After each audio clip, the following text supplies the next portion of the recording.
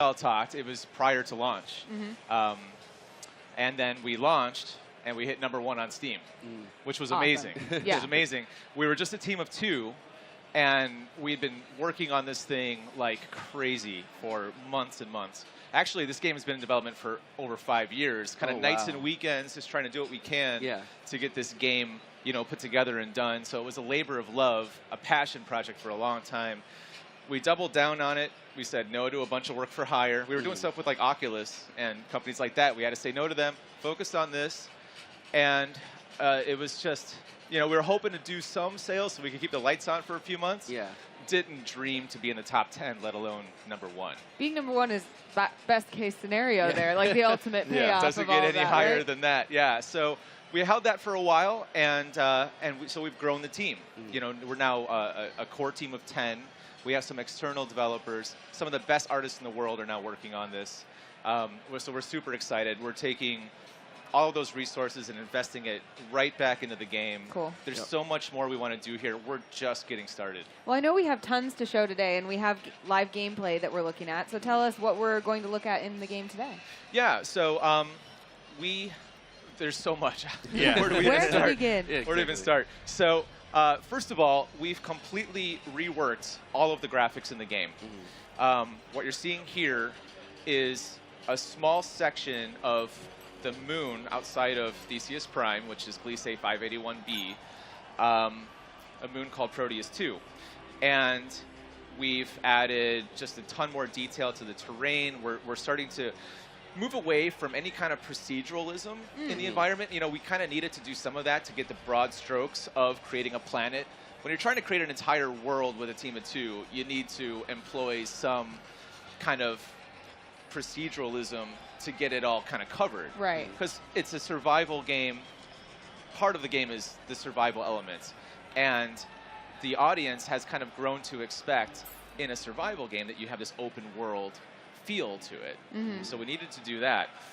Now what we're doing is we're going in and putting specific moments in, specific missions, quest lines, and a new dungeon system. Ooh. Nice. Cool. So that's what we're going into right now.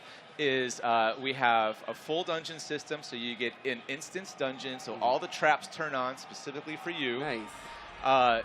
We have a raid system set up and party system, so you can bring your friends into here and try to take on these caves, mines, hives, with an entire party.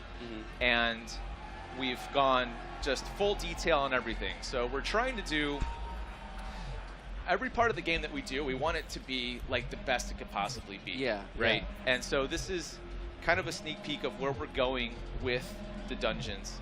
Lots of detail, lots of specific missions. You'll start to learn what happened to the Osiris 1 mission, which is the first mission that came here before you did. Oh, okay.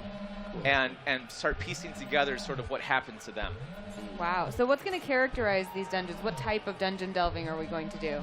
Is it a lot of collection? Are we going to see a lot of enemies down here? What kind of stuff are we going to run into? Short answer, yes. A little bit of everything? Yeah,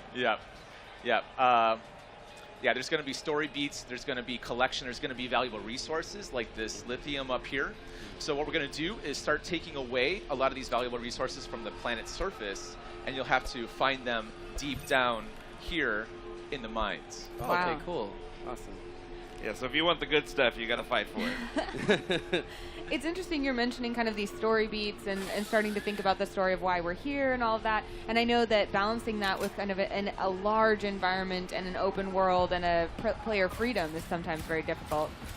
But before we finish that, what's happening? We just ran into some enemies.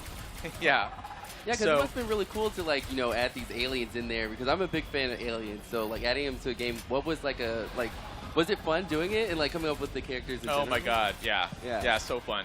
So we work with we're working with this team of astrophysicists that actually cataloged and found this solar system.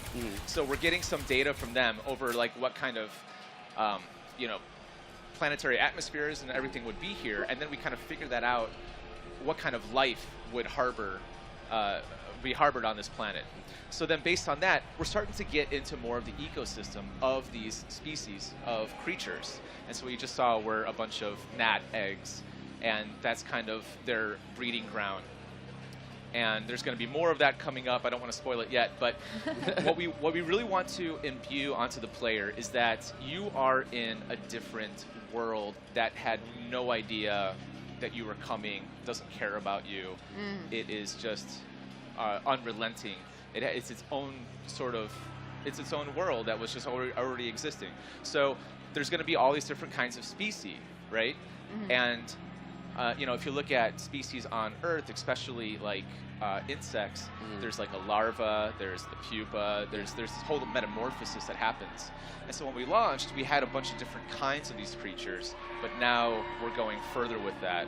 So for instance, here is a queen. Oh my gosh. That is a big I didn't even see her.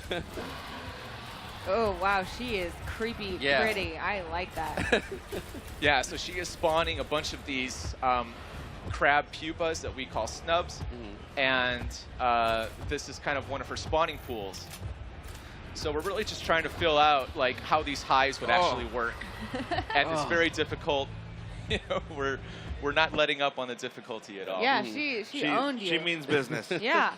Here again is the solar system that we're building. When we finish this whole thing, we're going to call that version 1. Nice.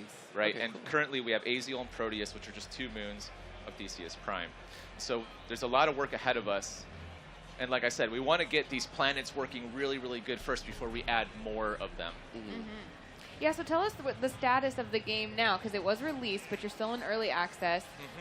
What are your plans for the overall finishing, if it will ever be finished, of the game? Well, yeah, we definitely want to finish it. The plan currently is to keep working with our community. We have a full-time community manager that talks to everyone on Steam, on Facebook, every single day, right? And then we get all that feedback. And what's been really cool is that what the players want happens to be the same thing that we want. That's great. That means you're on the right track, right? and it's, a lot of times, so I'll jump onto Facebook and do like Ask Me Anythings, and I'm, you know, just, hey, you know, what would you like to see in the game? And they list out a bunch of features, and it just so happens that's in our Trello board of tasks that I've already given my staff to do. So it's kind of cool. It's like, in a lot of ways, we're almost, you know, people ask for something, and then like 2 weeks later, it's in the game. Because we're able to really kind of get more lockstep with our audience on how we're, you know, developing the game. So I'm going to get these 2 planets really good. Check out the new spaceship. Wow. This is something that we had like kind of a proxy model in the game. It was like a kind of a low-res version, and now we have the actual full version. It's a 2-seater, so you could have it's multiplayer, so you could have 2 players get into the spaceship and then travel to another planet together. It's really interesting because when I try to explain this game and characterize it, it seems like most games would be like, oh, it's about space vehicles, or oh, it's about space aliens, or it's about like recovery of items. But it seems like you guys really set out to build the best of all worlds in this game, and it feels like you put a lot of thought and science behind almost all of it. I mean, that seems like a daunting task. Why was it important to you to find that balance of doing everything well? Yeah, I mean, we really have no business making a game this big. It's ridiculously ambitious. It's even ambitious for our team size now. I mean, if we were a 100-man team, it would probably start to be more realistic. But, you know, we have interplanetary travel. So it's everything from interplanetary travel to all the way down to worrying if you have enough pressure in your suit. Right.